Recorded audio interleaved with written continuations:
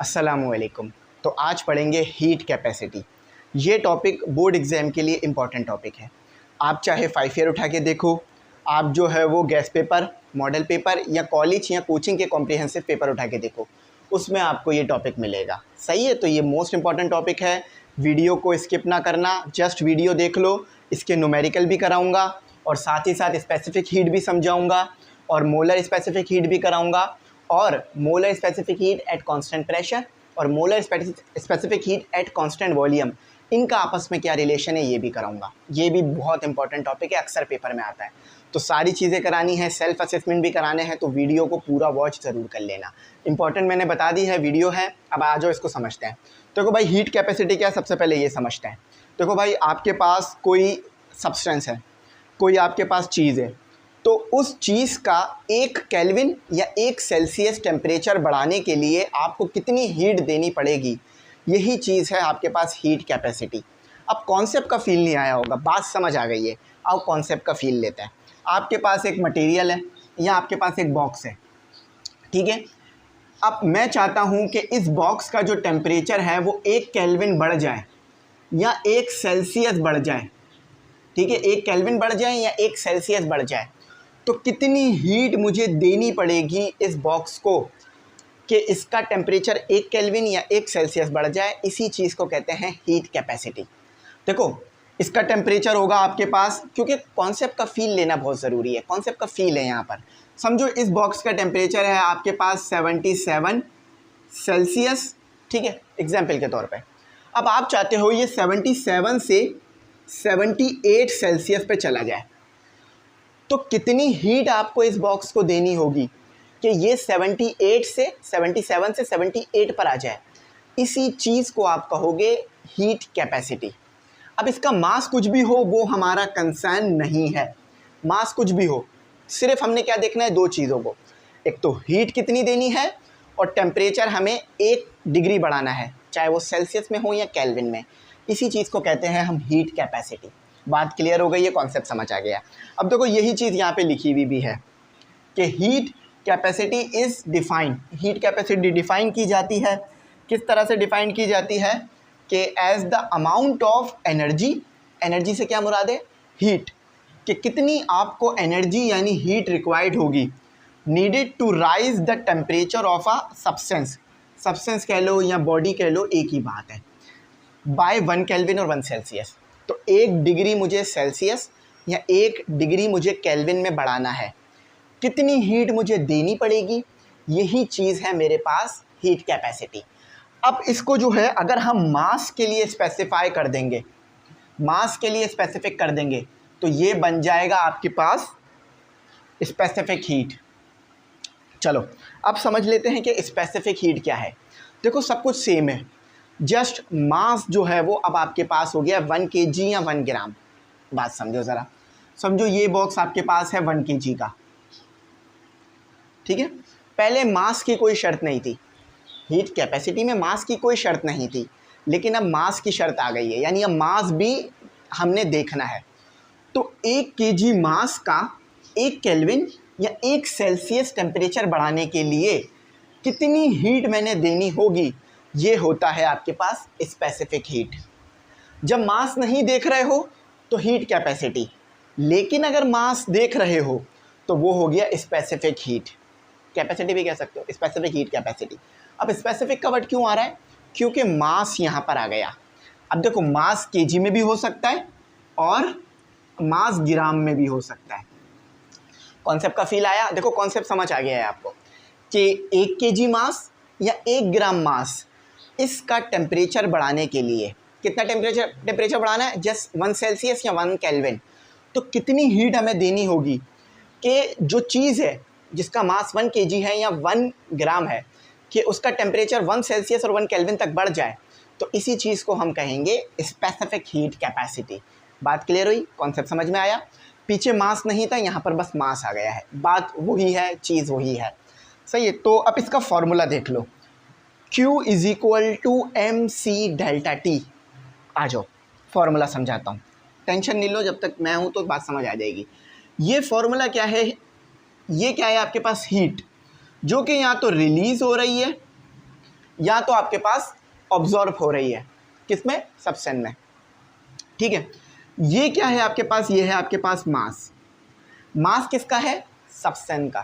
ठीक है, सब्सटेंस का मास या जो बॉडी है उसका मास। अब ये चीज़ आपके पास क्या है, ये चीज़ है आपके पास स्पेसिफिक हीट कैपेसिटी, या सिर्फ हीट कैपेसिटी भी कह सकते हो। ठीक है, सी क्या आ गया, स्पेसिफिक हीट कैपेसिटी, और डेल्टा टी क्या आ गया, CHENGE, चेंज इन टेम्परेचर। चलो बात क्लियर हुई, पूरा लिख लो अगर टेम्परेचर समझने में मुश्किल हो रही है तो।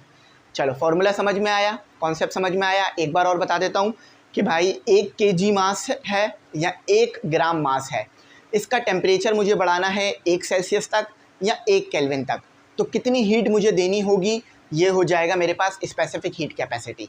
चलो अब आ जाओ मोलर स्पेसिफिक हीट कैपेसिटी क्या होती है, या मोलर स्पेसिफिक हीट। बात से क्लियर है, 1 मोल आपके पास कोई चीज़ मौजूद है, गैस मौजूद है समझ लो, 1 मोल गैस का, देखो गैस मैं स्पेसिफाई इसलिए कर रहा हूँ ताकि समझने में आसानी हो। तो 1 मोल आपके पास सब्सटेंस मौजूद है, उसका मुझे 1 डिग्री बढ़ाना है, तो कितनी हीट मुझे देनी होगी, ये हो जाएगा मोलर स्पेसिफिक हीट। सही है, चलो अब इसको थोड़ा और डिटेल में समझते हैं, कॉन्सेप्ट क्लियर करते हैं। देखो भाई स्पेसिफिक हीट में क्या था, 1 kg था। ठीक है, मोलर में क्या होगा, मोलर के अंदर आपके पास हो जाएगा N। तो मुझे 1 मोल मेरे पास मौजूद है, मुझे उस 1 मोल का टेम्परेचर बढ़ाना है। कितना टेम्परेचर बढ़ाना है, 1 केल्विन तक या 1 सेल्सियस तक। तो कितनी हीट मुझे देनी होगी, इसे हम कहेंगे मोलर स्पेसिफिक हीट। अच्छा एक चीज़ याद रखना, स्पेसिफिक हीट कैपेसिटी डिनोट होती है C से, यहाँ पे वर्डिंग लिखी हुई, आप इसे पढ़ भी सकते हो। लेकिन मोलर स्पेसिफिक हीट रिप्रेजेंट की जाती है CM से। M जो है वो सबस्क्रिप्ट में लिखा हुआ है, यानी नीचे करके लिखा हुआ है, उसके बराबर में नहीं है। तो बात क्लियर हो गई, कॉन्सेप्ट समझ में आ गया।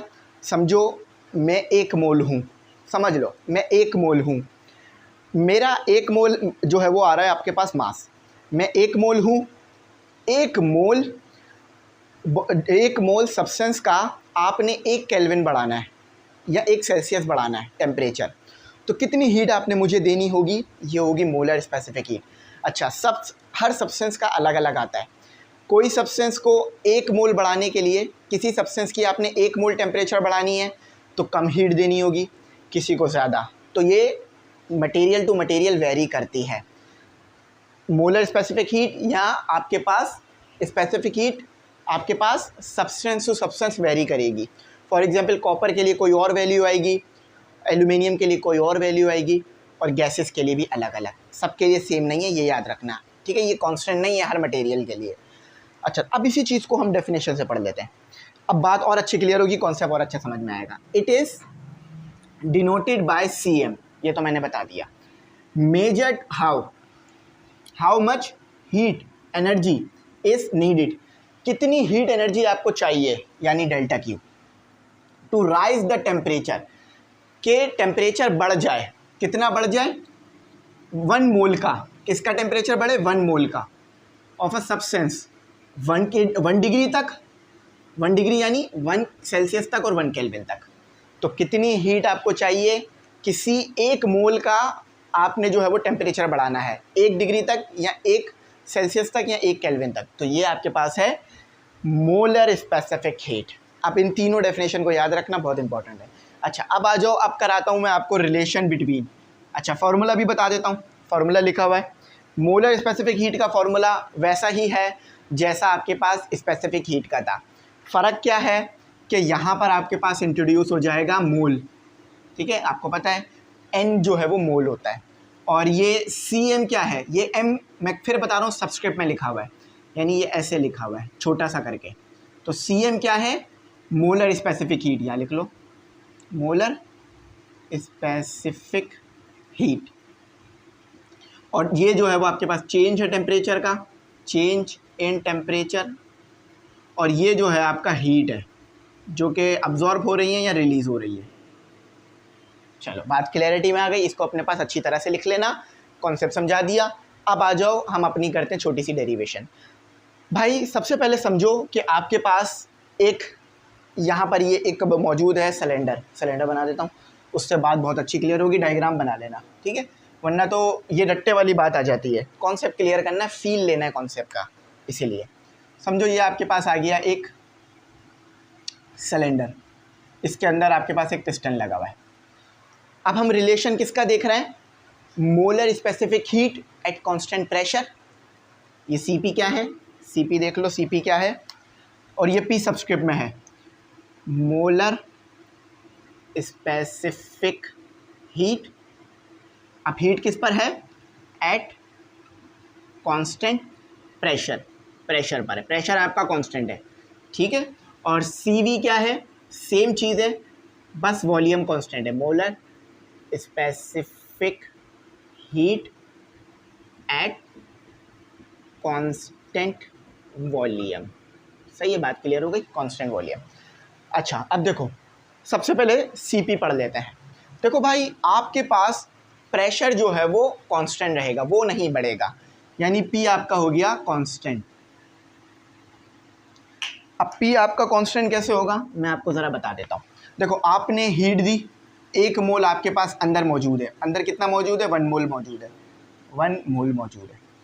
आपने हीट दी, और हीट देने से आपके पास जो है ये जो गैस थी, इसका टेम्परेचर बढ़ा। कितना बढ़ा? 1 केल्विन तक बढ़ा। केल्विन ले लो या सेल्सियस, आपके ऊपर है। तो आपके पास क्या होगा? आपके पास प्रेशर कांस्टेंट हो गया। तो अब ये फॉर्मूला क्या बन जाएगा? QP, ठीक है, एट कांस्टेंट प्रेशर लिख लो, at constant pressure, PR pressure, ठीक है। अब आपके पास प्रेशर कांस्टेंट है, एट कांस्टेंट प्रेशर, तो Cp क्या होगा? Cp आपके पास, तो QP is equal to N, ठीक है, N आ गया। फिर आ गया आपका Cm। अब आप M नहीं लिखोगे, उसे लिखोगे P। क्यों? क्योंकि आपने प्रेशर कांस्टेंट कर दिया है, प्रेशर नहीं बढ़ने दे रहे। जो भी गैस अंदर मौजूद है ना, उसका टेम्परेचर तो बेशक बढ़ रहा है, लेकिन प्रेशर नहीं बढ़ रहा। तो ये हो गया आपका P। और फिर क्या था? डेल्टा T, टेम्परेचर तो आएगा ही आएगा। ये आ गई आपकी इक्वेशन नंबर 1। अब एक कॉन्सेप्ट ज़रा मेरी इक्वेशन 1 अभी से नहीं, को एक छोटा सी बात समझ लो। एंथैल्पी क्या होती है ये समझ लो। देखो, एंथैल्पी आपके पास ये होती है, जिसे आप डिफाइन करते हो एंथैल्पी, ठीक है। एंथैल्पी आपके पास क्या होती है? एंथैल्पी जो है वो आपके पास सम होती है, किसका? इंटरनल एनर्जी का, और आपके पास प्लस वॉल्यूम और प्रेशर, वॉल्यूम और प्रेशर का, ये 2 चीज़ों का सम होती है आपके पास, ठीक है। तो इसे आप डेल्टा H लिखते हो, ठीक है, डेल्टा H लिख दो। Delta H is equal to delta U plus आपके पास कितना हो गया? डेल्टा PV, ये आ गया। तो देखो, जब आपने प्रेशर को कांस्टेंट कर दिया, तो ये जो आपके पास molar specific heat at constant pressure है ना, ये बराबर हो जाती है एंथैल्पी के चेंज के। किसके बराबर हो जाती है? ये बात याद रखना, एंथैल्पी के चेंज के। यानी जितना एंथैल्पी में चेंज आ रहा है ना, ये चीज़ उसके बराबर आ गई। एंथैल्पी मैंने बता दी, इसको ज़रा समझना। अब इसको कह लो इक्वेशन 1, ठीक है। पहले इसलिए नहीं कहा था ताकि समझ में आ जाए। अब ये एंथैल्पी चेंज का फॉर्मूला याद रखना। अच्छा, अब इसका आगे चलते हैं।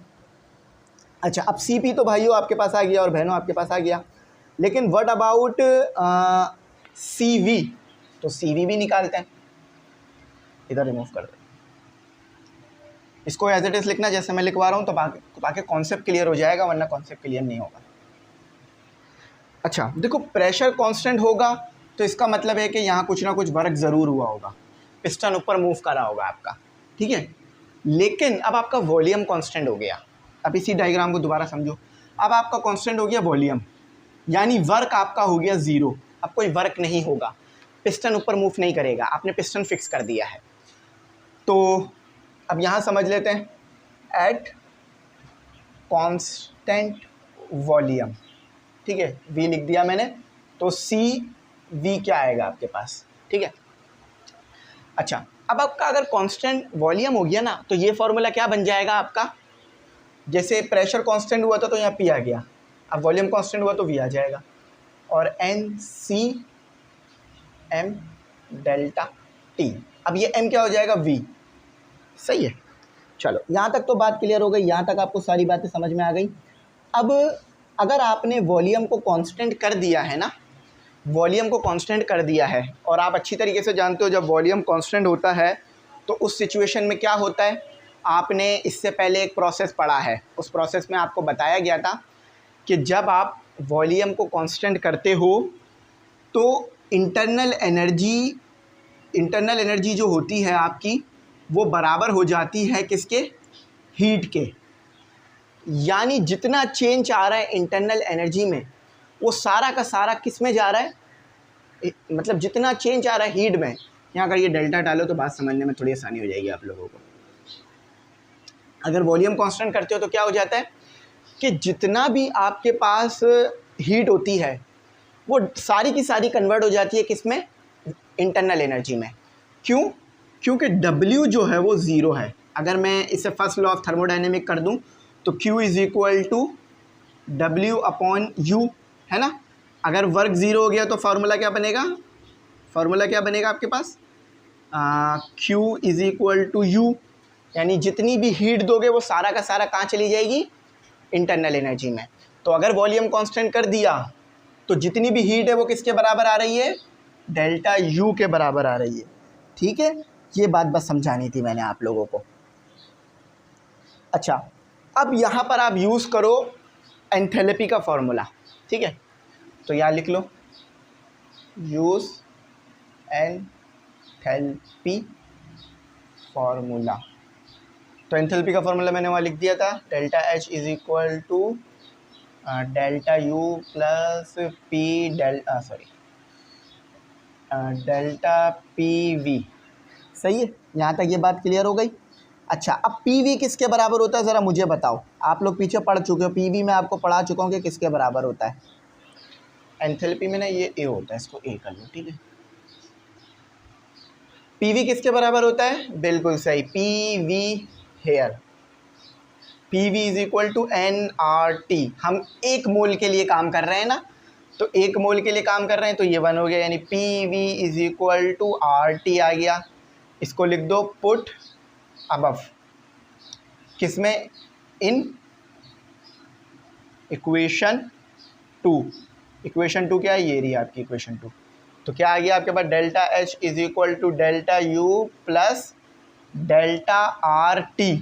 अब देखो R तो कांस्टेंट है, उसमें चेंज नहीं आता, तो ये डेल्टा जो है वो आपके पास R के साथ नहीं लग सकता, तो R को बाहर करना पड़ेगा आपको। तो delta U plus R delta T, बात क्लियर हो गई। अच्छा, अब H किसके बराबर है, देखो H बराबर है किसके, ये यहाँ पे देखो H किसके बराबर है, H बराबर है NCP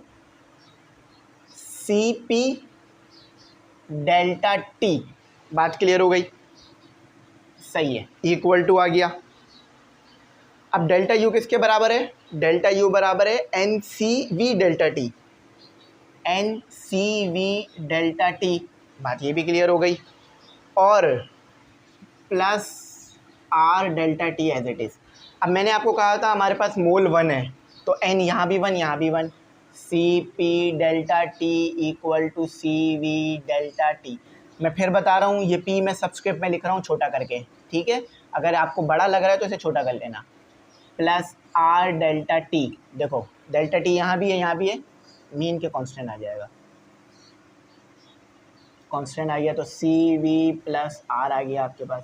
डेल्टा T से डेल्टा T ख़त्म हो गया, तो C सबस्क्रिप्ट में लिखो CVR। अब उसको उधर ले जाओ, CP minus CV equal to R। अब ये चीज़ क्या बता रही है, ये चीज़ ये बता रही है कि आपके पास जो मोलर स्पेसिफिक हीट है कांस्टेंट वॉल्यूम पर वो ज़्यादा आएगी। क्यों?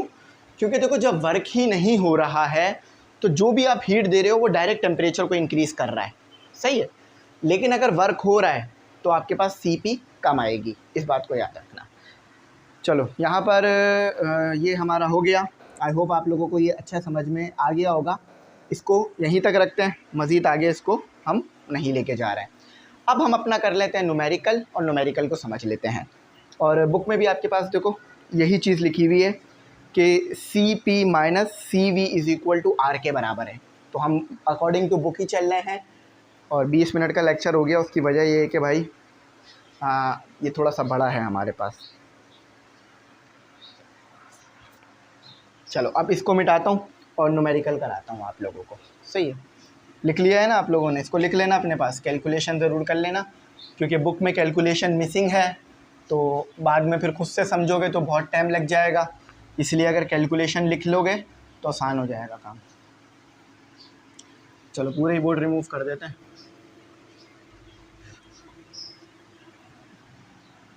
अच्छा, अब हम करेंगे न्यूमेरिकल, जो कि 2 हैं, फिर सेल्फ असेसमेंट के क्वेश्चन में चला दूंगा आप लोगों के लिए, ठीक है?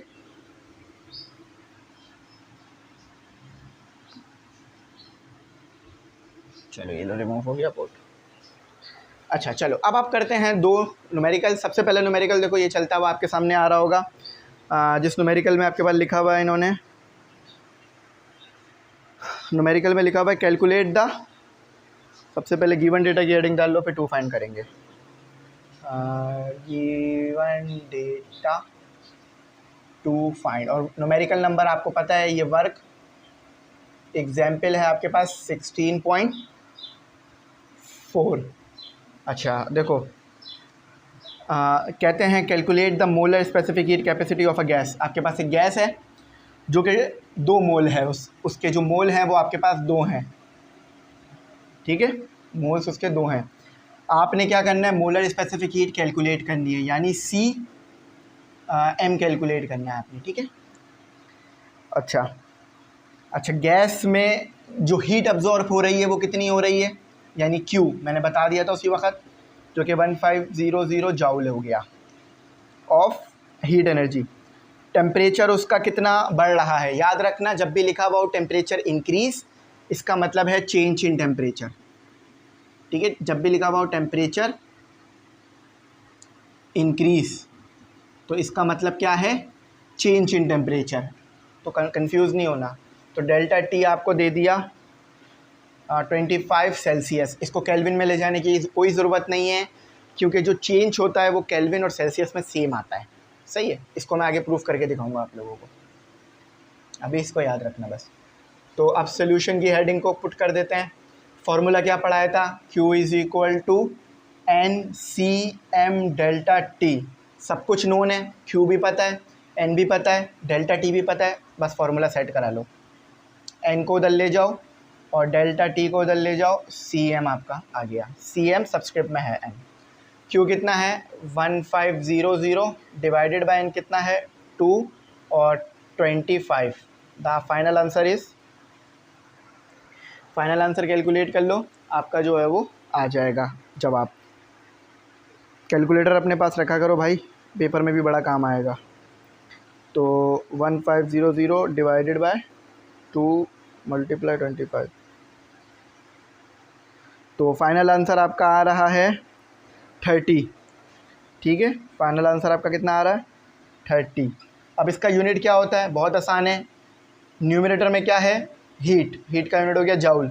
डिनोमिनेटर में क्या है, मोल, मोल का यूनिट हो गया, ऐसे लिख दो मोल, और फिर उसके साथ क्या है टेम्परेचर, ये इसका यूनिट हो गया, ठीक है? चलो अब देखो पहला न्यूमेरिकल हो गया, दूसरा न्यूमेरिकल करते हैं। चलो दूसरा न्यूमेरिकल करते हैं, उसको भी समझते हैं, वो भी आपको जो है वो समझ में आना चाहिए। अच्छा दूसरा न्यूमेरिकल आपको दिया हुआ है अ सैंपल ऑफ वाटर। आपको एक वाटर का सैंपल दिया हुआ है विद अ मास ऑफ, उसका मास कितना है। अच्छा इसमें यूनिट कन्वर्जन हम नहीं कर रहे हैं, याद रखना, उसकी वजह यह है कि हमें ज़रूरत नहीं है। Given data to find, numerical number कौन सा है, न्यूमेरिकल नंबर है वर्क एग्जाम्पल 16.5, 16.4 ये था, 5 वो है, लिखा हुआ भी होगा सामने। अच्छा तो आपके पास जो है वो मास कितना दिया हुआ है, देखो ग्राम लिखा हुआ भी है उन्होंने, तो मास आपको दे दिया 200 ग्राम। सही है, केजी में लाने की कोई ज़रूरत नहीं है क्योंकि आंसर ग्राम में ही है। एंड इट्स टेम्परेचर राइज, और उसका टेम्परेचर बढ़ता है कितना, T1 आपके पास कितना है 25 सेल्सियस, और T2 कितना है आपके पास 45 सेल्सियस, सही है। तो डेल्टा टी कैसे निकालोगे, T2 माइनस T1, T2 कितना है 45 minus 25, the delta T is आपके पास आ गया 20, ठीक है। डेल्टा टी आपके पास जो है वो 20 सेल्सियस आ गया। अच्छा, मज़ीद अब देखते हैं और क्या चीज़ें गिवन है हमें। Calculate the heat transfer to the water, heat कितनी ट्रांसफ़र हुई है वाटर में ये बताना है, सही है। अच्छा, उसके आगे दे दिया given the specific heat capacity of water, specific heat capacity of water भी दे दी है इन्होंने, यानी क्या दे दिए, सी दे दिए, जैसे इसे सी लिखो, सी। तो ये कितनी है आपके पास 4.18 जाउल पर ग्राम और कूलम, ठीक है। मैंने आपको बता दिया इसका यूनिट क्या होगा। अब यहाँ मोल क्यों नहीं आ रहा है, क्योंकि ये स्पेसिफिक हीट है। मोलर स्पेसिफिक हीट होता तो ये ग्राम की जगह पे मोल आता, ये जी मीन है ग्राम, ये लोग समझ आ गया होगा। फॉर्मूला कौन सा लगेगा, Q is equal to M C delta T. अब कोई मुश्किल चीज़ तो नहीं है ना, एम क्या है 200 के करीब है, सी क्या है 4.18 के करीब है, और टेम्परेचर का चेंज कितना है 20 के करीब है। तो फाइनल आंसर कितना है, कैलकुलेट करके निकाल लेंगे, कोई मसला नहीं। 20, द आंसर इज़ 16720 जाउल, ठीक है भाई। तो देखें मैंने इसको चेक कर लिया है, ये आंसर हमारा जो आ रहा है वो ठीक है।